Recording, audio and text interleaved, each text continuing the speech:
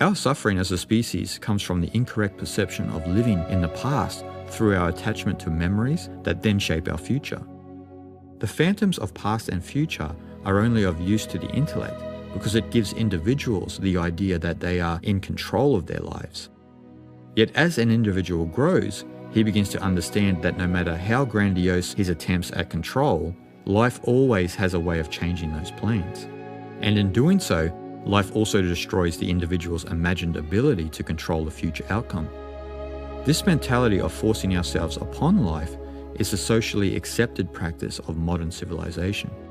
An individual's attempt to control life according to her own beliefs, and as a result to force this perspective upon others, is the beginning of tyranny. Lao-tzu's essential teaching of wu-wei, on the other hand, illustrates the futility of our attempts to control life. He emphasizes that it is only when you give up forcing or controlling anything that you begin to get the kind of control you always wanted, but never knew existed.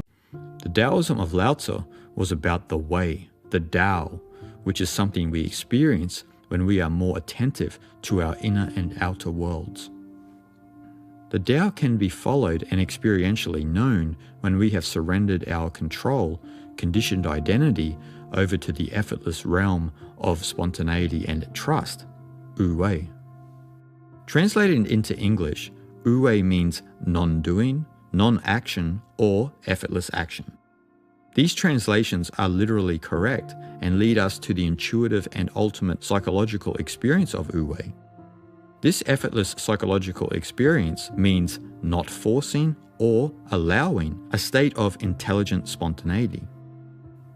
This effortless realm is why the Tao is usually referred to as the way of nature, because when we follow the way, we can experience the same spontaneity of nature within our own experience.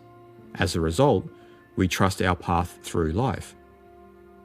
The discovery of this spontaneity in life allows us to sink deeply into the awareness that we are nature and not separate from any aspect of it. The essential teaching of wu-wei can only be known if the individual is sincere in surrendering control and, as a result, giving his life over to something much bigger than himself. Tao is that which is bigger than our personal lives. Its depth of understanding is vast.